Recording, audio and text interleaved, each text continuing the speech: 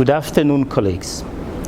It's my pleasure to address you today to talk not about what ECA's Office for Central Africa is doing, but what we are changing, the narratives, the policy discourse, the agenda, both at the national level and at the regional level. In 2017, we adopted the Douala Consensus on Economic Diversification through resource-driven and trade-induced industrialization. Our response to the macroeconomic instability that Central Africa suffered when oil prices dropped in 2014. As you know, and in line with the ECA reforms, we are specializing our Office on Economic Diversification issues. We are working consistently and systematically with our member states to help them formulate their economic diversification industrialization strategies.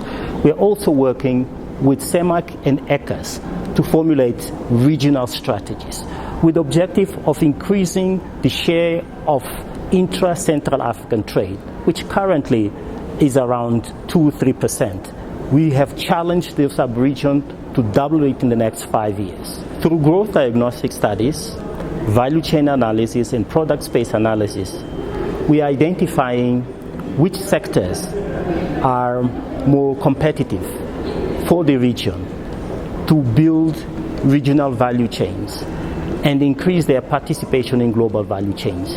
We have identified a couple of them, and we are formulating the regional strategies around those areas of comparative advantage. The Douala Consensus was about breaking the vicious cycles of booms and busts due to excessive dependence on the export of commodities.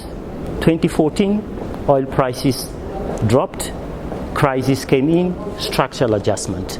We have nothing against the programs that are being administered today to restore that stability. Those are short-term measures. Our position is that those should be accompanied by long-term structural measures. And we are also helping our region to secure the necessary fiscal space. In close collaboration with the divisions here at headquarters, the macroeconomic division, the trade division, we're developing relevant models to help secure that elusive fiscal space. That is important.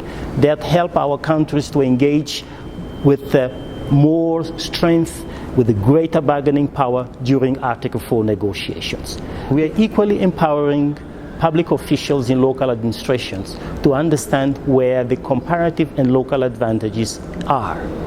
We are doing this through growth diagnostic studies, value chain analysis, product space analysis, so that the policies are refined, the policies are designed with the necessary levels of evidence. So this is where we are today.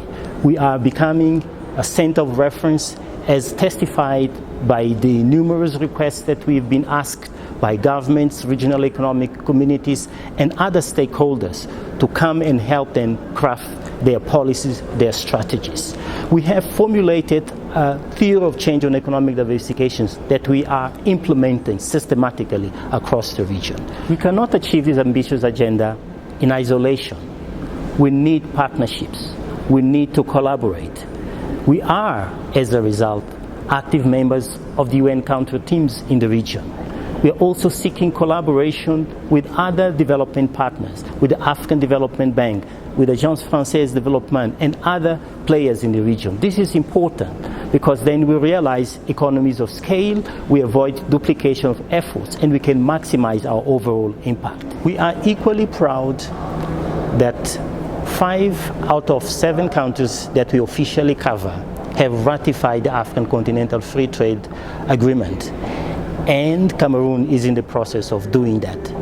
We are equally working with those countries to formulate national African Continental Free Trade Area strategies. These are based on our own analysis of what are the most competitive sectors, and then we'll be crafting their strategies accordingly. We have equally helped CEMAC, ECAs, and the Central African member states to come with a preliminary list of products that could be traded within the African Continental Free Trade Area scheme. We are now working on the 10% list of sensitive and excluded products. This is based on our own analysis of what constitutes the areas in which Central Africa has the highest comparative and competitive advantages. So, to conclude, we can say that 2 years after the adoption of the Douala Consensus, we are becoming the trusted and credible center of reference in Central Africa on economic diversification issues. The member states are coming to us and asking for services, and we are delivering accordingly. The regional economic communities are equally doing so. We are helping Central Africa to understand where their comparative advantages are, to secure the fiscal and the policy space, to strengthen their bargaining power when they engage with their development partners. This, of course, is a work in progress. Central Africa is still not performing at the level of its resources and its potential. Our ambition is to be able to help the region to achieve those goals, to realize its full potential and play the role that it deserves in regional and global value chains. We are certain that we are going to achieve those goals. Thank you.